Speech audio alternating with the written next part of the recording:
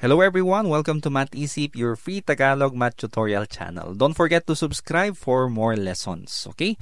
For our topic for today, ang lesson po natin is all about factoring quadratic trinomial. This is now the third part of our lesson on factoring polynomials. Kung hindi nyo pa po napapanood yung part 1 and part 2, which is all about common monomial factor and factoring difference of two squares, pwede nyo pong panoorin gamit lang yung ating playlist. Paki-check na lang po para makita nyo yung pagkakasunod-sunod. Or you can check out our previous uploads. Okay, so without further ado, let's now begin with our lesson. So in the end of our lesson, you will be completely factoring different types of polynomials, specifically quadratic trinomials. And we will also solve a problem involving this quadratic trinomial. Okay? Okay, so let's start with our real-life problem here. Carlo is laying rectangular tiles in a hallway. He finds that the total area of the tiles is x squared plus 7x plus 12. Now, the question is, he wants to know the possible length and width of the tiled area, assuming it's a rectangle. So, what is the length and width of the tiled area? So, we can answer this using our factoring technique number 3, which is factoring quadratic trinomials. Okay, the first thing is, what is quadratic trinomial muna? Okay, so quadratic trinomials comes in the form ax squared plus bx plus c, where a, b, and c are constant terms and neither a, b, or c is 0. So yung mga a, b, c na ito, these are all the numbers, or ito pong a and b, ito po yung ating mga coefficients or the numerical coefficients. And then we have here letter c, which is actually the constant term. Now, there are also two cases to consider when factoring. The first case is when a, yung ating unang coefficient, or we call this actually the leading coefficient. When a is equal to 1, yun po yung first case. Ang form niya po ay ganito, x squared plus bx plus c. So wala na po yung a doon. Since it's 1, we don't write number 1 doon po sa ating harapan ng ating or unahan ng ating variable. Next one is, the second case is when a is not equal to 1, meaning there is already a value for our leading coefficient. Okay, meron na pong number dyan sa unahan. Okay, so we will have different sets of approach on these cases. Iisa-isahin po natin yan mamaya. Okay, so let's have the first example using our real-life problem kanina, wherein we have the area of the tile, which is x squared plus 7x plus 12. Okay, this is an example of quadratic trinomial. Let's factor this. Okay, first, this is a case wherein yung a natin is 1. So, case A po ito. Okay? Kasi yung A natin dito is 1. Hindi lang po natin isulat yung 1 dyan, pero automatically, this means that the numerical coefficient is 1. So, ang form niya is x squared plus bx plus c. Okay? So, in our step, we have to identify the values of b and c. So, again, we have here a, we have here b, and then we have here c. Yung a po natin is 1, and then yung b natin dito is 7, including yung sign po niya, which is the operation itself. So, this is positive 7. And our C is not just 12, but positive 12. Okay? Tandaan po natin, kasama po yung operation. Let's view this operation as the sign of our coefficient. Alright? Next one, find two numbers that, una, multiply to C, and then pangalawa, add to B. Anong ibig sabihin yan? So, let's find a number that when you multiply, you will get 12. Okay, ano po yung mga numbers na yon? We can have 12 times 1. Tama po ba? 12 times 1 is 12. Ano pa po? We can also have 6 times 2. Because 6 times 2 is also 12. Ano pa po? We also have here 3 times 4.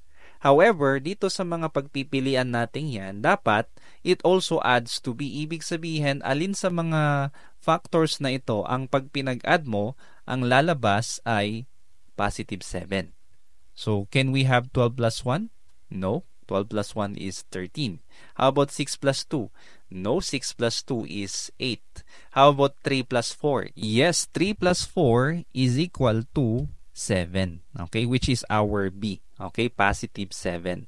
So, yun po yung hinahanap nating factors. Now, the next step is to write the factors as pwedeng x plus m times x plus n or pwede rin naman pong x minus m times x minus n. Depende po dun sa operation.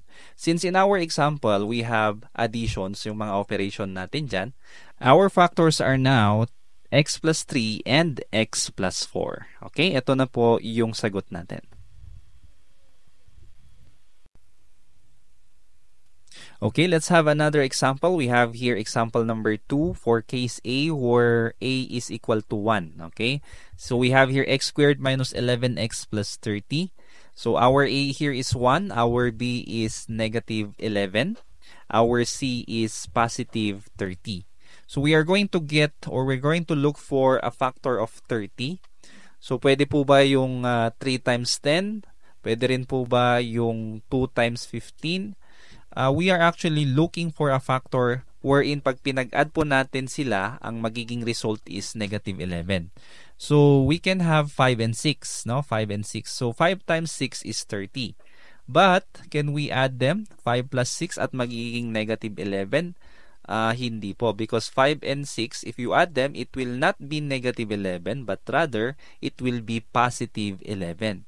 So, ano pong gagawin natin? We can just change the operation or the sign, I mean. So, pwedeng negative 5 times negative 6. Pag pinag-multiply natin silang dalawa, negative times negative is still positive 30. However, if we're going to add them, negative 5 plus negative 6, it will result to negative 11. So, ito po yung hinahanap nating factors. So, yes, negative 5 and negative 6. Ngayon, kunin po natin yung factors natin. So, we have here x minus 5. Ito po yung una. And then, x minus 6. Ito po yung pangalawa. Okay? Paano po naging subtraction yung dalawa? So, basing from their sign din po, yun din po yung magiging operations natin sa ating mga factors. Okay? So, that is our final answer. Okay, let's have another example. Example number 3, we have here x squared minus 3x minus 28. Okay, so our B here is negative 3. Our C is negative 28. Now, let's look for factors of C, which is negative 28. Ano yung mga factors niya na pag pinag-add natin ay magiging negative 3? We can have negative 4 and 7. Oh, so remember, negative times positive is negative. So, negative 4 times positive 7 is true, negative 28. Next, if we're going to add them, negative 4 plus 7, will it result to negative 3? No, negative 4 plus 7 is actually positive 3. Hindi po siya negative 3. Kaya, medyo palitan lang po natin yung kanilang sign. Baliktarin natin, si 4 ang positive, si 7 naman po ang negative. So, 4 times negative 7 is still negative 28. Now, if we add 4 plus negative 7, will it be negative 3? Yes. Okay, yun po yung hinahanap nating mga factors. So, 4 and negative 7. We will now write it in our factored form. X plus 4 and then x minus 7. Yun na po yung ating sagot. Okay, for you to practice, I have here 3 items for our exercise. You can pause this video para po magawa nyo muna ito on your own. And then later on, you can come back to check your answers. And I'm going to show the answers or solutions for these problems. Okay, so you can take your time. God bless po sa inyong pagsagot. And while you're doing that, I'm going to show you here a short commercial for our teachers.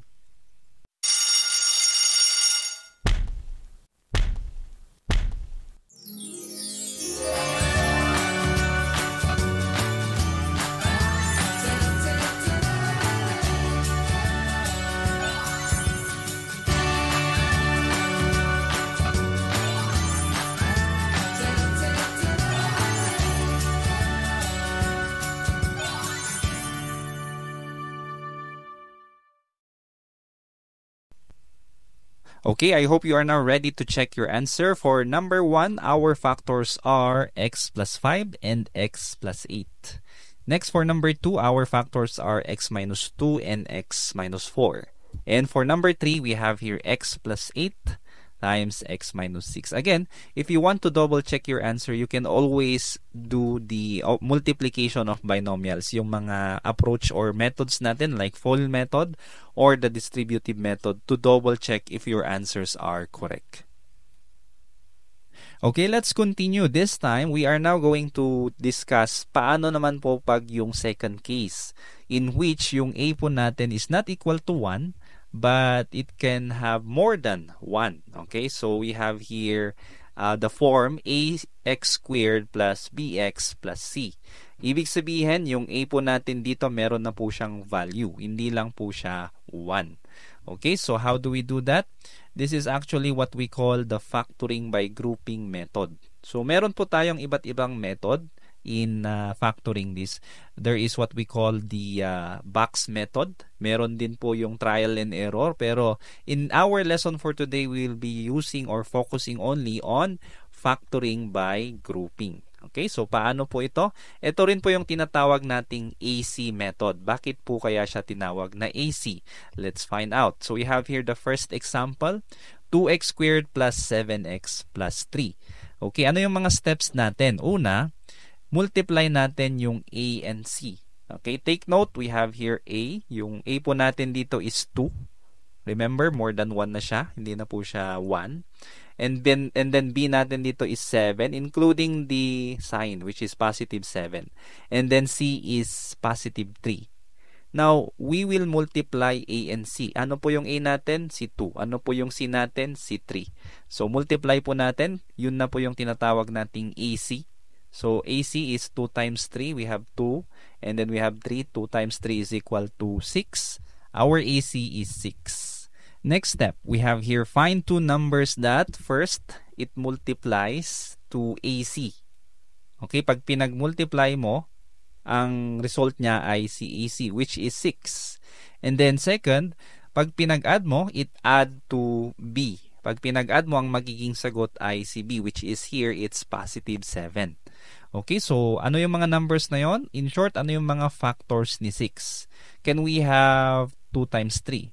2 times 3 is 6. Yes, it's a factor of 6. However, if you add 2 and 3, will it give you 7? Hindi po. 2 plus 3 is just 5. So what else? What other factors can we use?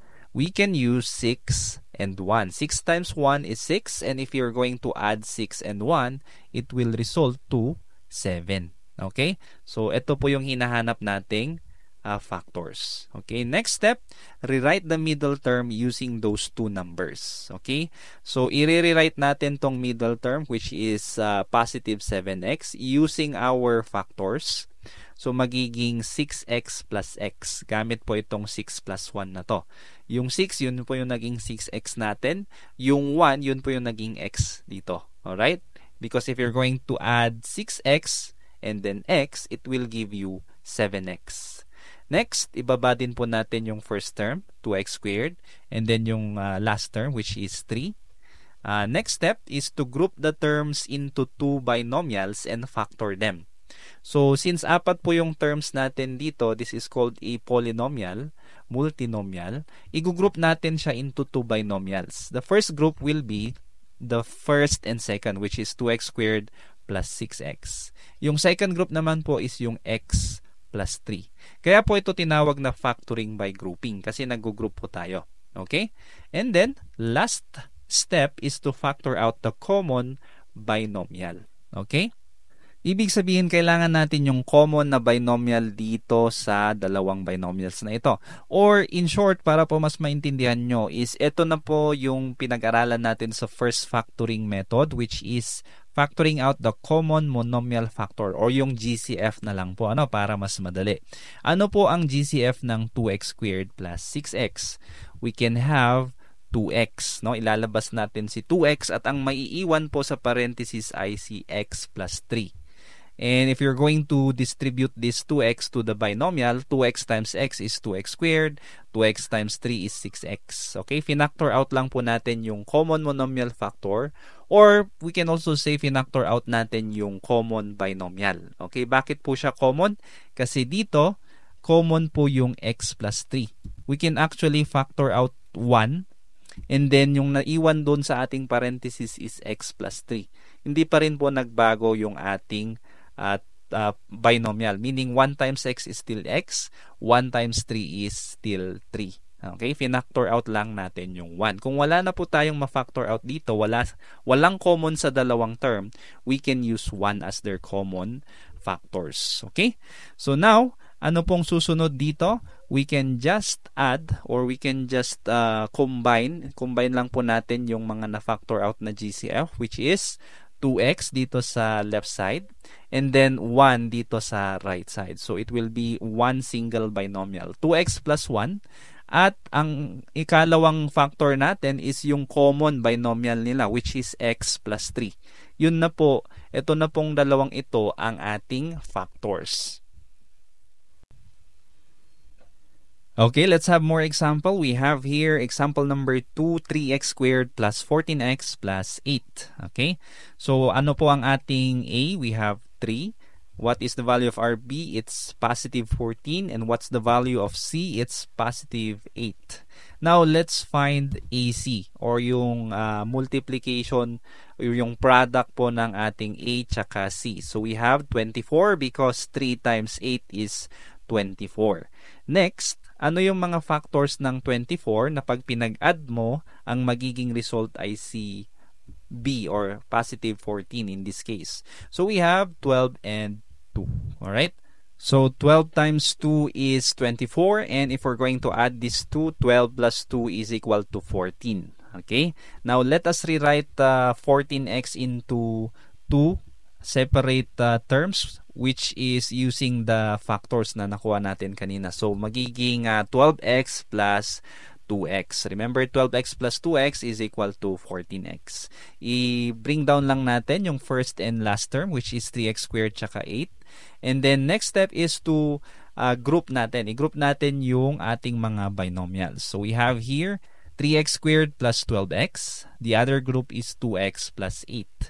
Now we are ready to factor out the GCF, or we can also factor out the common binomial. Okay? Ano po ang GCF natin dito kay 3x squared at saka kay 12x? Ang GCF natin is 3x. Okay? And then ang maiwan po sa ating parenthesis is x plus 4. Dito naman po ang GCF ng 2x tsaka 8 ay 2. Ang maiwan naman po sa parenthesis is x plus 4. If you're going to reverse the process, 3x times x is 3x squared, 3x times 4 is 12x. Ganun din po dito, 2 times x is 2x, 2 times 4 is 8. Now we can combine na po natin yung mga GCF natin. Yun na po yung isang factor or binomial natin. So 3x plus 2, yun yung isang binomial. And then yung common binomial nung dalawa, which is x plus 4, yun po yung pangalawa. Okay, so our factors are 3x plus 2 and x plus 4. Okay, example number 3, we have here 4x squared minus 19x plus 12. So we have here A, which is 4, B, which is negative 19, and C, which is positive 12. What will be our AC? Let's multiply A by C, which is 4 times 12. You will get 48. Next, find or look for the factor of 48 na pag pinag-add natin, ang result ay negative 19. So we have negative 3 and negative 16. So let's try. Negative 3 times negative 16 is positive 48.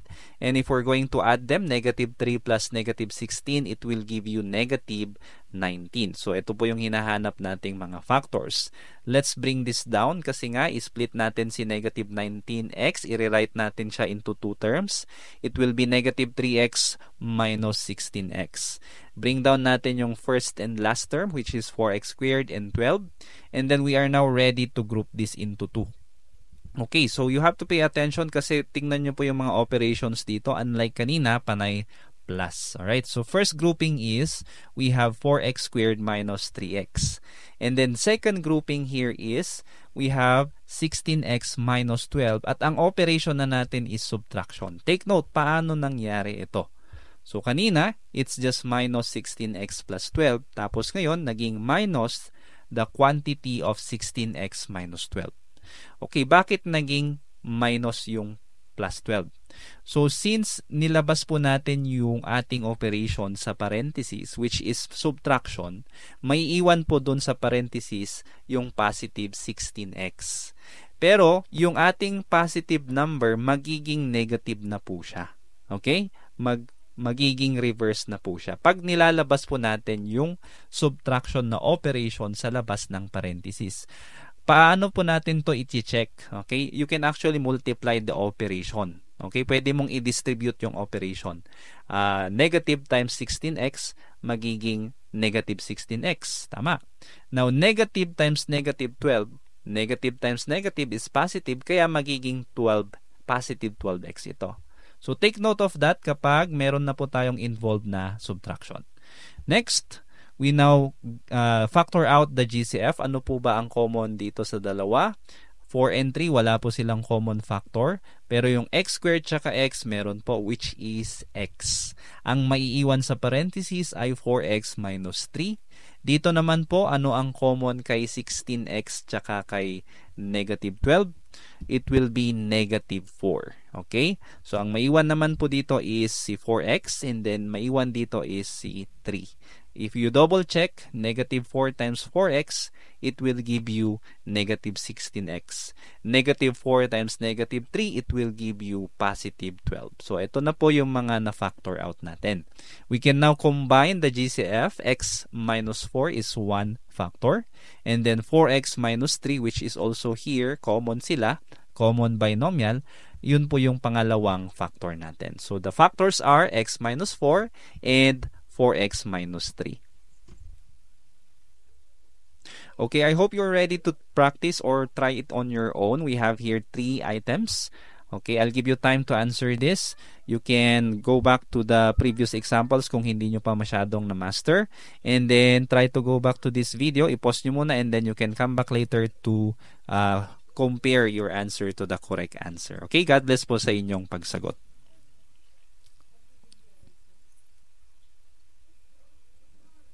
Okay, I hope you are now ready to check your answers. Let me now show you the factors for the following trinomials. Okay, the first factors for number 1, we have here 2x plus 1 times x plus 4.